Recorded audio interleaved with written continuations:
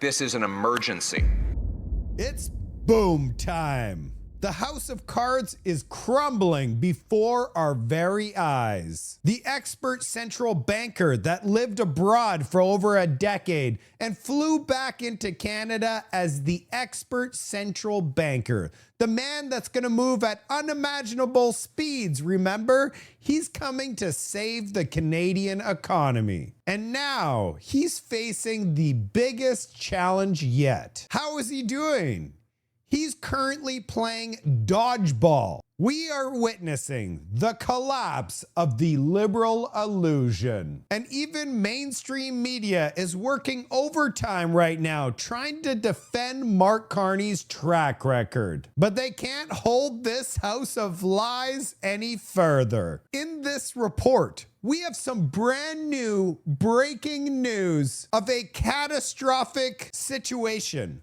Remember that 24-person US-Canada trade committee? The one that's supposed to get us the very best deal with Donald Trump? We just got some brand new news, and this news is gonna ripple across this nation. There was information that was just leaked, probably by accident, and nobody caught it. And it's probably because it came out so suddenly. I cannot wait to deliver you this epic report. Let's get into this report. I'm proud to be part of a government that's committed to defending Canadian trade. We're strengthening our economy and creating more opportunities in my ride. We're going to start off with today's top story. This is actually unbelievable. Who remembers Mark Carney creating this advisory committee for the US-Canada trade deal back April 21st? It's been 6 weeks. Has anyone heard from this 24-person committee? And the reason that he created this committee is because we found out that for 6 straight months, there had been zero talking to the United States about trade deals. And when they got busted, what Mark Carney did was announce a 24-person committee. Well, today we just received an update. Lisa Raitt is on the committee, and she just provided a shocking update. Mexico is finished the first round of negotiations, and Canada is going to be told what the deal is, and we are going to have to accept that deal after the fact. And she says that nobody on the committee, at least she doesn't know, but I guarantee you no one else knows what is happening in the trade talks. So what exactly are these people doing? You want to preface what I'm going to say next with this. I have no inside information whatsoever on what is being happening or not happening in the U.S.-Canada trade. Even though I sit in this advisory council, I have no information. So what I'm about to say has nothing to do with anything that they've told me. But I would say this. Given the fact that the United States and Mexico have concluded first round, given the fact that Ambassador Hoekstra commented today on a CRTC decision, given the fact how we know people feel about C-22 from the United States, I think our friend Minister LeBlanc is heading into a wood chipper in Washington, and they are just going to lay out exactly what's been agreed to by Mexico and the expectations on Canada to acquiesce. I don't know how this is going to go any other way. I honestly think she made a mistake releasing this information to the public. I don't think she was supposed to tell the world that they have done absolutely nothing with their 24-person committee. They're not even in the meetings. She has no insider information. What exactly has Mark Carney sent 24 people to Washington to do? This is the most damning information we've heard. This is worse news than the recession announcement.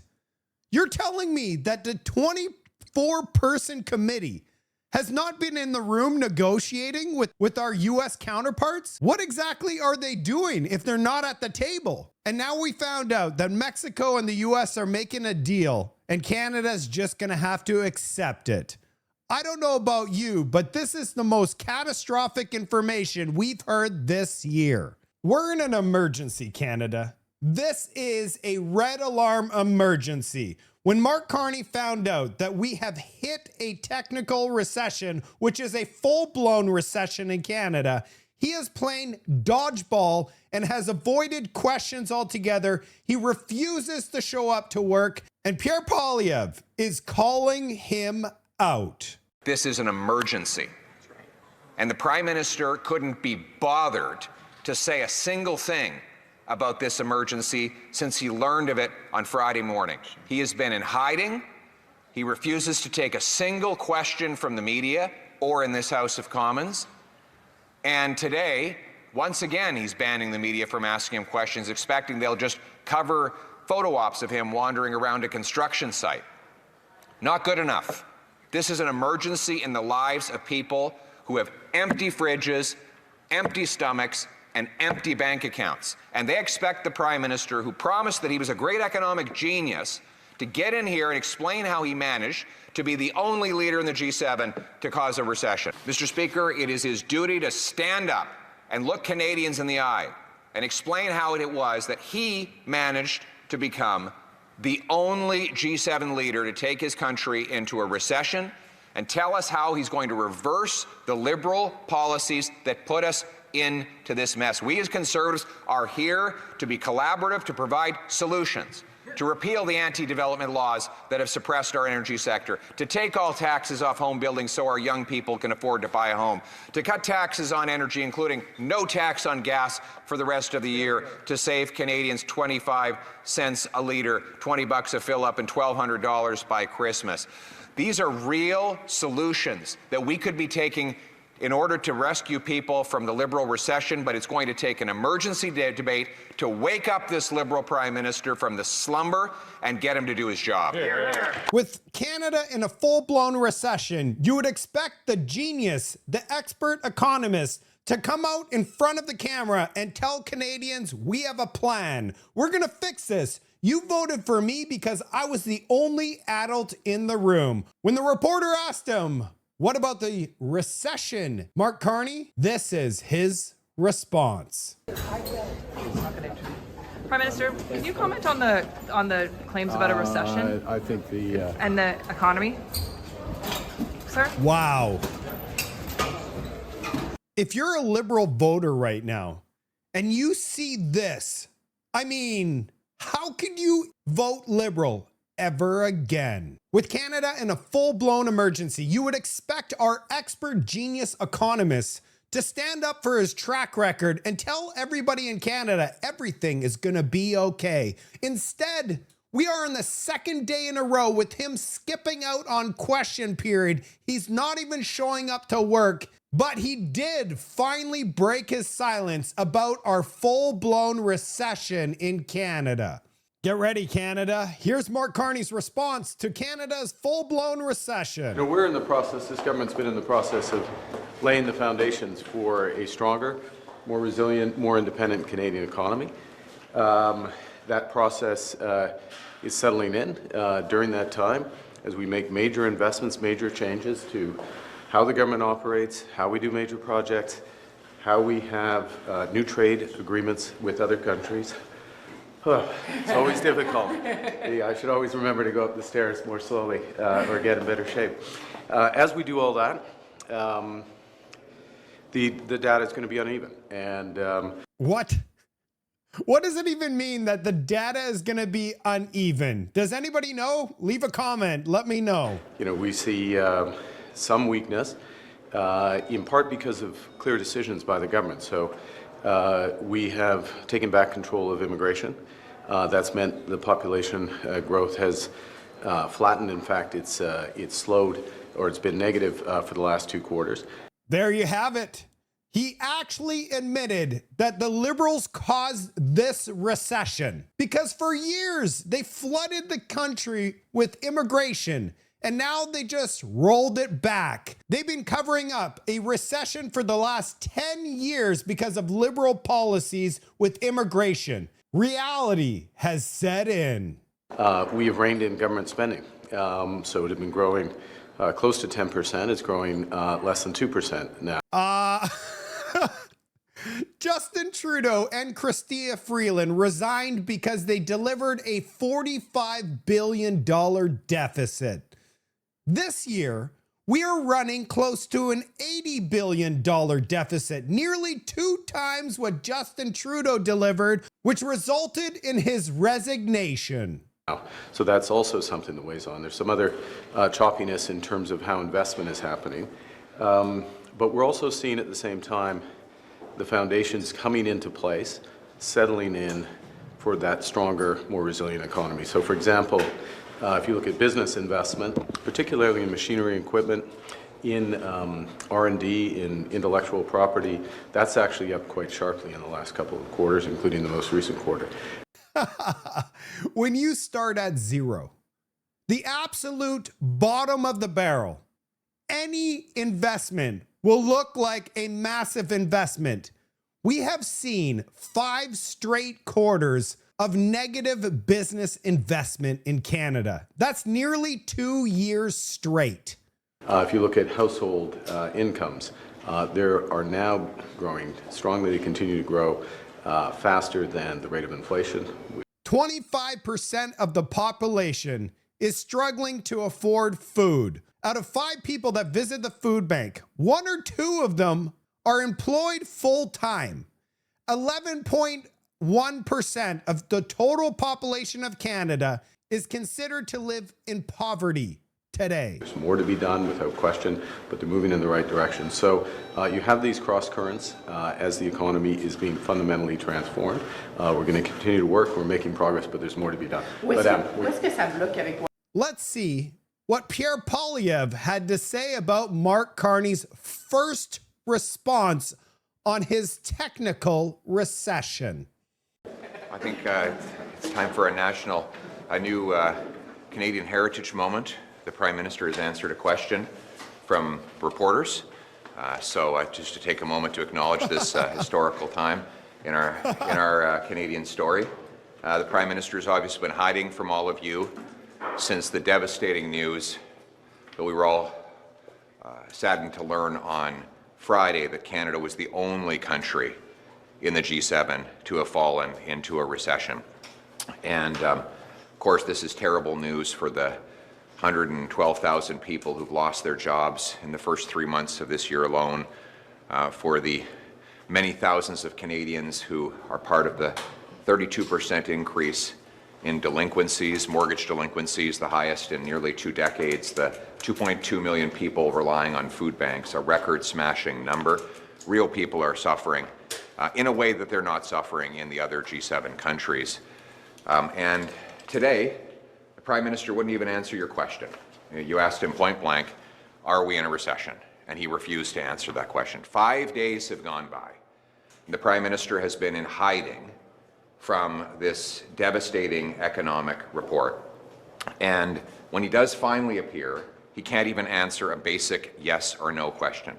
What he should have said is that, yes, we are in a recession. And yes, the single mothers who are having to turn back items at the checkout in grocery stores and then go to food banks that have also run out of food, they deserve a Prime Minister who will look them in the eye and say, admit that there is a recession. The young couple that's been working for 4 years, living in a 400 square foot apartment, can't afford a home, they deserve the Prime Minister to tell them the truth, that yes, he has caused them a recession. The father in Windsor who's gone home to tell his kids that he's lost his job, they're going to have to sell the home, there's not going to be any hockey or vacation this summer, they deserve to have a Prime Minister who tells the truth, that we are the only country in the G7 that is in a recession. Donald Trump Instead today, of the Prime Minister, if I could, the Prime Minister instead Listen to this spread reporter. misinformation. Unbelievable. He told all of you that investment has been up the last 2 quarters. Well, this is a quote directly from the StatsCan report. Business capital investment fell 0.7% in the first quarter of 2026, the 5th consecutive quarterly decline. And so the Prime Minister, once again, is failing the Canadian people by refusing to tell them the truth, that he caused a recession. It's the only recession in the G7, the only recession in North America, and he needs to rapidly reverse the liberal policies that caused that recession. The news of a recession has Donald Check Trump out this once reporter. again saying you're the 51st state. What is your comment to Donald Trump using the recession to now once again joke, I guess, about Canada being the 51st state? It's ridiculous, and it's never going to happen. And we have to make sure that we don't allow ridiculous comments like that to distract us from the very real suffering that Canadians are experiencing as a result of Liberal policies here at home. The families who can't afford food, the 1 in 4 Canadians who are living in food insecurity. They don't want us to be distracted by a foolish comment like that. They want us to focus on reversing the Liberal policies that have made them hungry in the first place. You couldn't have said it any better than that. And while the country falls into a recession and Mark Carney refuses to talk about it, we got receipts. His private jet flight, he ordered freshly squeezed orange juice and freshly squeezed apple juice at 192 euros each. How much is 192 euros each? $308 for freshly squeezed orange juice and apple juice. So as Canadians visit the food bank, lose their jobs, have a prime minister that refuses to talk about a recession that he put us in, he's drinking $300 a glass freshly squeezed orange juice on his private jet. Who's ready to be gaslit by Wayne Long? But first, I want you to know his background. Before entering politics, Wayne Long was a business executive for hockey. He was the president of St. John's Sea Dogs, a team in the Canadian Hockey League. Apparently, he knows everything about hockey. I understand the counter to the idea that it's a recession. There's lots of consternation about what that first quarter data will actually look like moving forward, what the second quarter might look like. But if you take a deep look, take, for example, business investment, 5 consecutive quarters on the decline, a number of exports on the decline in successive quarters as well. Unemployment, more than 112,000 jobs lost just since the beginning of this year. And all of that, while your government and the Prime Minister says affordability has never been better. We're going to be the fastest growing economy in the G7. That's true. Materialize the statistics I cited at the start of this question have. Well, Vashi, I mean, look, I take the points. I think Canadians know, certainly as a government and leaders in the government, we know that we face headwinds. We know we're in a trade war. And what can we do about that? We can diversify our economy. We can build our economy. I would argue some of the indicators are very strong. IMF projects our economy to be the second fastest growing economy in the G7. Wages are outpacing inflation. Best net debt to GDP in the G7. Strongest fiscal position in the G7. Best credit rating in the world. And look at this one. Highest foreign investment per capita in the G7. There's a lot of strong indicators to our economy. So if the leader of the opposition wants to box up a couple facts and a couple articles that he's read and a couple indicators that are backwards looking, they're in the past. We're focused on now. We're focused on what we can do. We can invest in our country. They created the recession. They took Canada with an economic genius and drove Canada off of a cliff, broken into submarines. Of course, we can only look up from here. We're at the very bottom. All of his data and statistics is forward-looking. Where are we at today? They are in charge for the last 11 years and drove us into financial ruin.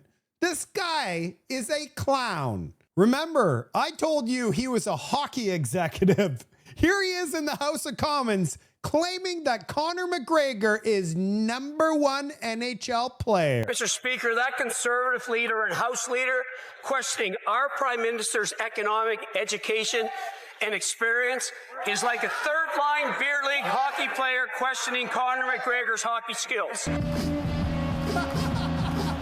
He shoots, he scores! Conor McGregor!